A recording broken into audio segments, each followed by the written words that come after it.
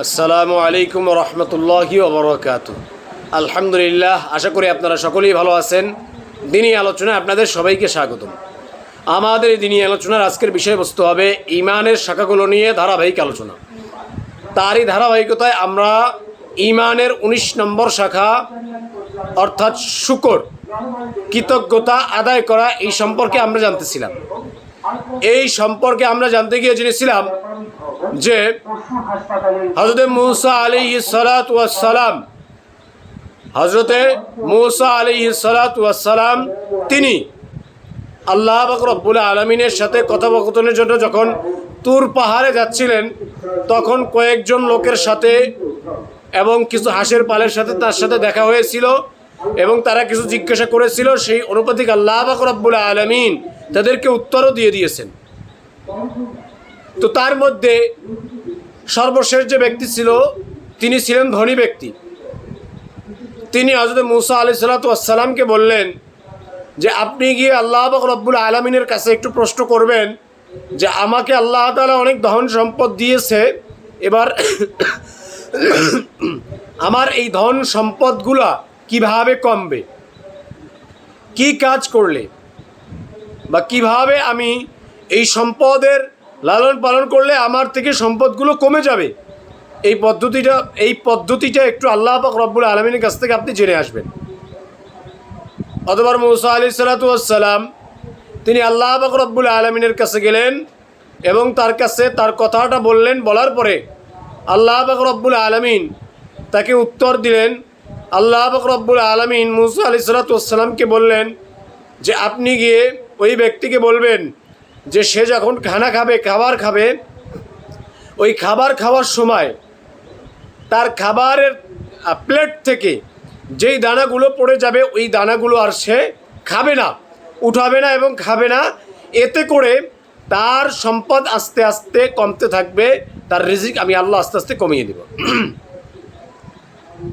তো এই কথা বলার পরে মূসা আলাইহিস সালাতু ওয়াস সালাম যখন আল্লাহ পাক রব্বুল আলামিনের সাথে কথা বলে ফিরে আসলেন, আসার পরে যখন এই ধনী ব্যক্তির সাথে দেখা হলো, তো তখন এই ধনী ব্যক্তি তিনি মূসা আলাইহিস সালাতু ওয়াস সালামকে জিজ্ঞাসা করলেন যে আপনি আল্লাহ পাক রব্বুল আলামিনকে গিয়ে কি আমার কথা বলেছিলেন? যদি বলে থাকেন তাহলে আল্লাহ পাক রব্বুল আলামিন আমাকে কি দিক নির্দেশনা দিয়েছে সেটা আপনি আমাকে বলেন। তো এই কথা বলার পরে মূসা আলাইহিস সালাতু ওয়াস সালাম তিনি ওই ব্যক্তিকে আল্লাহ পাক রব্বুল আলামিনের কথাগুলো শোনায়া দিলেন। মূসা আলাইহিস সালাতু ওয়াস সালাম বললেন যে তুমি যখন খাবার খাবে, এই তোমার খাবারের প্লেট থেকে যেই দানাগুলো পড়ে যাবে, ওই দানাগুলো তুমি আর উঠিয়ে খাবে না, ওগুলো ওখানেই ফেলে রাখবে। এরকম যদি তুমি করতে থাকো তাহলে তোমার সম্পদ আস্তে আস্তে কমতে থাকবে, অসুবিধা হবে না ইনশাআল্লাহ। তো এই কথা যখন বললেন, বলার পরে মূসা আলাইহিস সালাতু ওয়াস সালাম চলে গেলেন।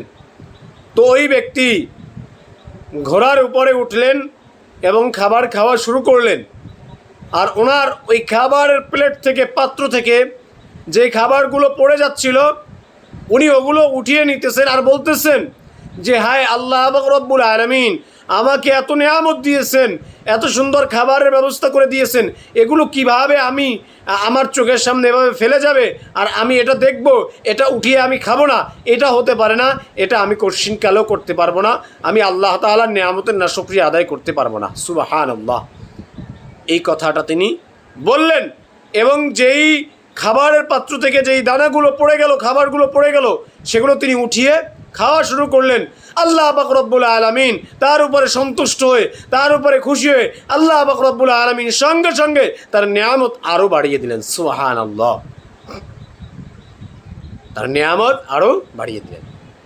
আল্লাহ তাকে বললেন যে আপনার পাত্র থেকে যেই খাবারগুলো পড়ে যাবে, ওই খাবারগুলো উঠিয়ে খাবা না, তাহলে আমি তোমার নিয়ামত কমিয়ে দেব, তোমার সম্পদ আমি কমিয়ে দেব। কিন্তু ওই ব্যক্তি কী করলেন? তিনি বললেন যে না, আল্লাহ এত সুন্দর নিয়ামত দিয়েছেন, এই নিয়ামত পড়ে যাবে আর আমি এটা উঠিয়ে খাবো না, এরকমটা হতে পারে না। তো তিনি উঠিয়ে খেলেন, আল্লাহ তাআলা সন্তুষ্ট হয়ে গেলেন, আল্লাহ তাআলা তার নিয়ামতকে আরও বৃদ্ধি করে দিলেন, বাড়িয়ে দিলেন। তো এটাই আল্লাহ পাক রব্বুল আলামিন ওই আয়াতের মধ্যে বলেছেন যে বান্দা যখন আমার শুকরিয়া আদায় করবে আমি আল্লাহ তার নিয়ামতকে বাড়িয়ে দিব, এবং যখন তিনি নাশুকরিয়া করবে আমি আল্লাহ তার নিয়ামত ছিনিয়ে নিব এবং তাকে কঠিন আযাবের ভিতরে গ্রেফতার করব। এই জন্য মনে রাখতে হবে সব জিনিসের কী করতে হবে, শুকরিয়া আদায় করতে হবে, নতুবা নিয়ামত আমাদের কাছ থেকে কী করবে, ছিনিয়ে নিয়ে যাবে। তো এই জন্য আমাদেরকে কী করতে হবে, শুকরিয়া আদায় করতে হবে।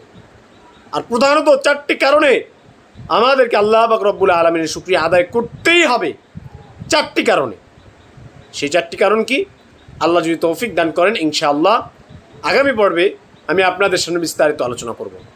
আল্লাহ পাক রব্বুল আলামিন আমাদের সবাইকে তার শুকরিয়া আদায় করে ঈমানের এই 19তম শাখা অর্থাৎ শুকরিয়া আদায় করা এই ঈমানের এই শাখাটিকে পরিপূর্ণ করার তৌফিক দান করুক, আমিন। ওয়া আখির দাওয়ানা আনিল হামদুলিল্লাহি রাব্বিল আলামিন। আসসালামু আলাইকুম ওয়া রাহমাতুল্লাহি ওয়া বারাকাতুহু।